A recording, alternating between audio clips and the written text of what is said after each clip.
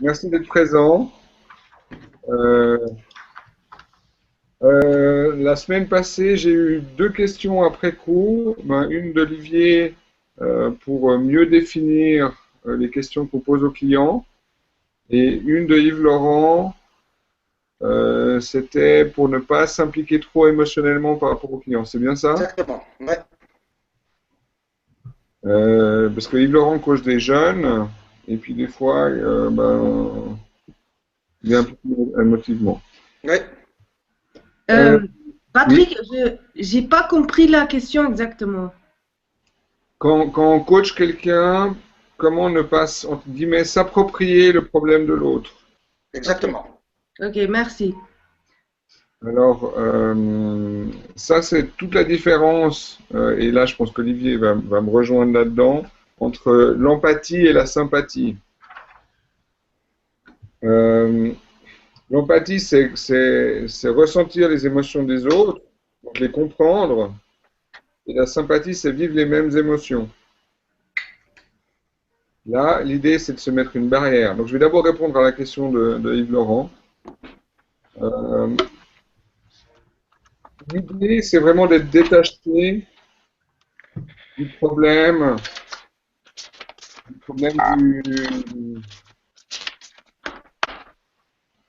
du client.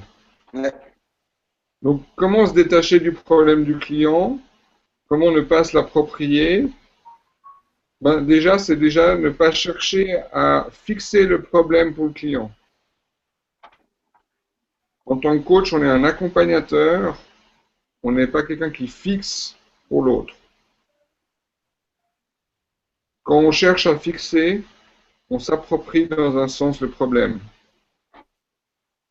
Tandis que si on n'est pas en train de fixer, là, on s'approprie plus le problème. Quand tu utilises le mot fixer, c'est la signification anglaise. C'est Résoudre, solutionner, résoudre, ouais. je ne sais pas D'accord. comment dire. Euh, euh, oui,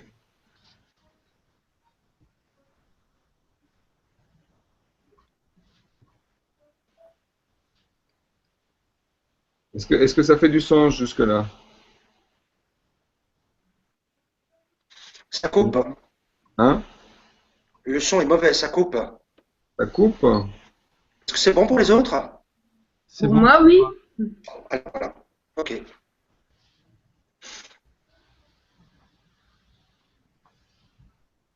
Donc, l'idée, c'est vraiment de ne pas être là pour chercher à résoudre le problème, mais c'est l'autre, c'est le client qui cherche à résoudre son propre problème.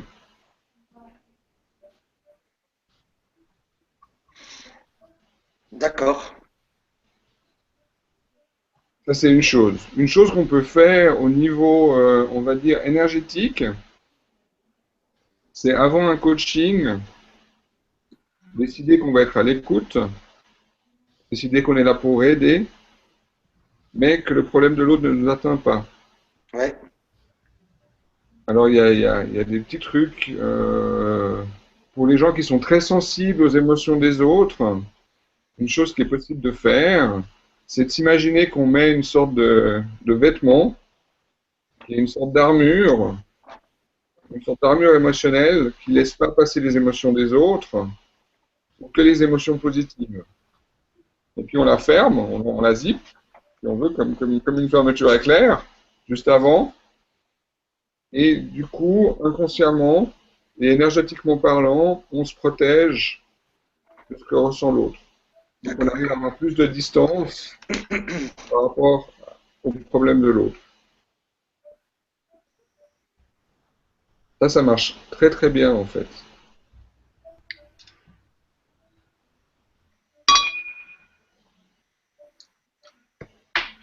Parce que le problème en fait qu'on peut avoir dans l'écoute du client, donc une des choses qu'on cherche généralement à faire parce que c'est humain, donc on cherche à solutionner, à fixer, à trouver, à aider l'autre. Et puis, la réponse généralement face à un problème, c'est oh, je suis désolé, bah, qu'est-ce que je peux faire pour t'aider? Exact. Hein? Ou autrement, c'est le côté conseiller, le côté ah, mais alors, pourquoi tu ferais pas ça de cette façon? Mhm. Hein? Ou autrement, il y a le côté où on est accusateur, mais pas obligatoirement accusateur de la personne, mais on accuse quelque chose d'extérieur. Ah, mais c'est pas ta faute, c'est ton patron qui est comme ça, ou c'est pas ta faute, etc. Autrement, une autre vision qu'on peut avoir, c'est dans le jugement. Ah, mais tu sais, tu fais déjà ça trop, etc. Donc, l'idée, c'est vraiment d'être dans aucune de ces quatre positions, mais vraiment d'être dans une position de bonne communication et de relancer le problème à la personne. Donc, ok, il me semble que tu n'arrives jamais à faire ça. Est-ce que c'est juste? Ça permet au client, à la personne de repenser à son problème peut-être d'une autre façon. Et l'idée, c'est vraiment de commencer avec il me semble que. Si on commence une phrase avec il me semble que, ben on met juste, c'est pas la réalité, c'est juste la perception du coach. Et ça aide peut-être l'autre ben déjà à éclaircir son problème. Parce qu'il va devoir le réexpliquer d'une autre façon. Ça fait du sens? Absolument. Est-ce Mhm. que ça répond à ta question? Oui, tout à fait, merci. Voilà. Après, c'est vraiment, ouais, c'est pas rester distant, c'est bien rester à l'écoute, mais décider au départ que le problème, c'est le sien, c'est pas le mien en tant que coach. Je suis là pour l'aider, mais je ne suis pas là pour le solutionner en guillemets. C'est vraiment la clé. OK? Je, Non, non, je peux compléter la question. oui, bien sûr. Si la personne justement ne sait pas ce qu'elle doit faire, donc moi je me suis senti euh, dans la situation de lui proposer ce qu'il pourrait faire. Mais rapidement, je me suis senti désarmé en fait de savoir qu'est-ce que je pourrais bien lui proposer. Mais s'il ne sait pas ce qu'il doit faire, c'est justement son problème, c'est clarifier ce qu'il a envie de faire. C'est pas évident de lui dire ben, réfléchis à ce que tu as envie de faire parce que justement il ne sait pas. Oui, alors faut pas lui demander de réfléchir à ce qu'il a envie de faire. Il faut trouver d'autres questions qui vont l'amener à penser à ce qu'il a envie de faire. Donc, si tu veux, on a des questions, on a des questions, comment on peut dire? Bon, déjà, il y a les questions ouvertes et les questions fermées. Euh,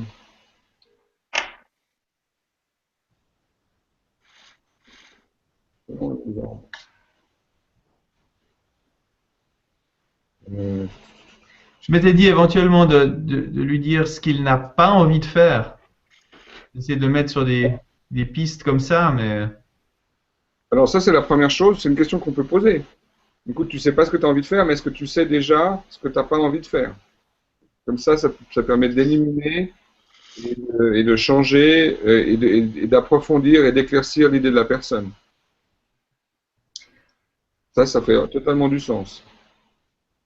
Patrick, et est-ce qu'on peut, par exemple, proposer plusieurs solutions différentes juste pour qu'il a une idée de quelles sont les possibilités? C'est juste pour élargir sa vision.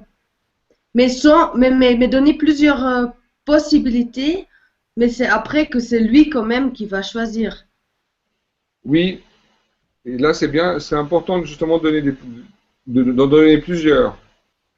Mhm. Et si possible, justement, pour agrandir sa vision, de donner des choses qui sont hors du commun. Euh, c'est vraiment l'idée oui, de prendre des exemples qui vraiment sortent de l'ordinaire. Comme ça, lui, il va vraiment étendre sa façon de voir. Maintenant, il ne faut pas que ce soit les seuls, parce que si c'est trop extraordinaire, il ne va pas se sentir capable de le faire. Mhm. Mais alors, tout à fait, de donner plusieurs options. Euh, la semaine passée, je parlais rapidement de, par exemple, si quelqu'un veut devenir millionnaire, quelles sont les solutions qu'il a trouvées ou qu'il connaît. Lui dit, par exemple, ben, j'ai lu qu'il y a beaucoup de gens qui deviennent millionnaires dans l'immobilier. Ok, alors dans l'immobilier, il y a plusieurs techniques, il y a plusieurs choses à faire. Il y a plusieurs possibilités. Ça peut être dans l'immobilier pour des bureaux, ça peut être dans l'immobilier pour de la location, ça peut être dans l'immobilier de luxe. Donc, on va donner plusieurs possibilités pour que lui, celui qui va lui parler le plus, ben, il va pouvoir se focaliser dessus.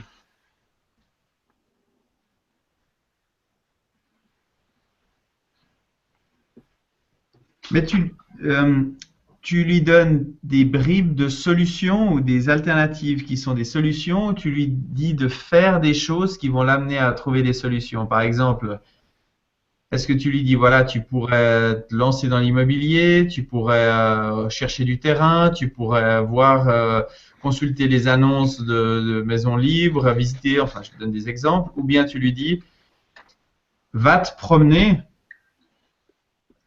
et laisse venir.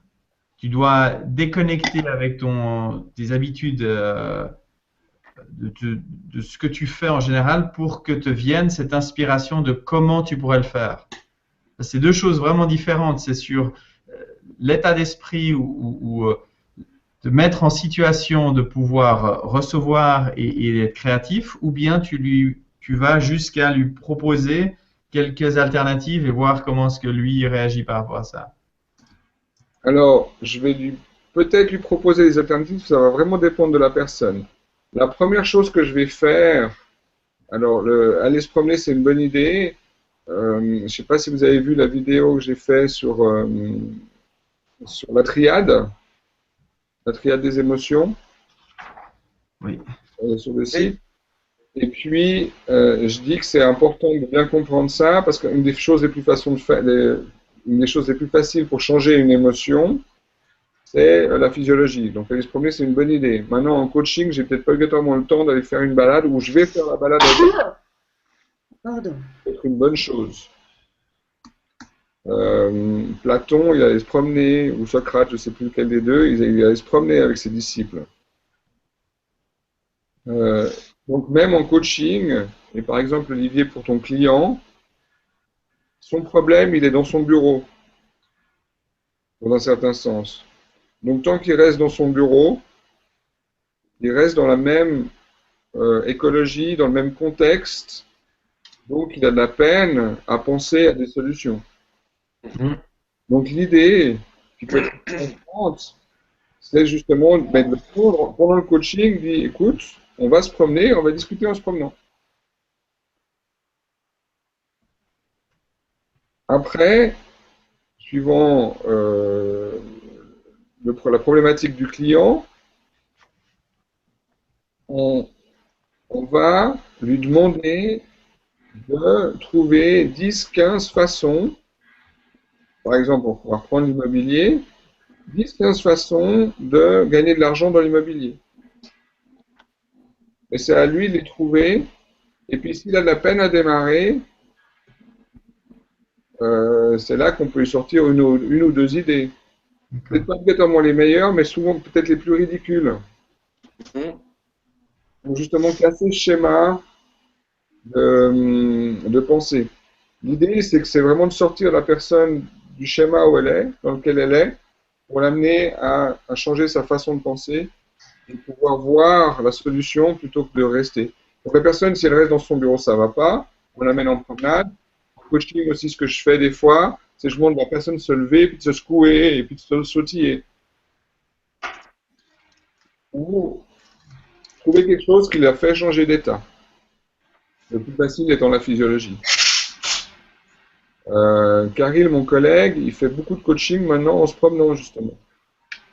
Il va marcher avec les gens. C'est des coachings spécialisés sur la santé, donc en même temps, ils font un peu d'exercice. Mais en même temps, Ce qui est important, c'est changer l'état de la personne. C'est ce qui se passe avec une promenade. Ce qui se passe aussi en changeant l'environnement. Parce que dans le bureau, les gens vont rester dans leur même problématique de pensée.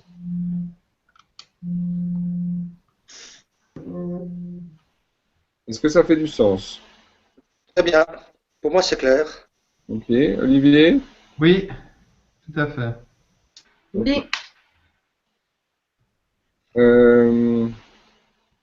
Pour approfondir sur la question d'Olivier, alors juste, est-ce que c'était plus business ou plus côté coaching de vie?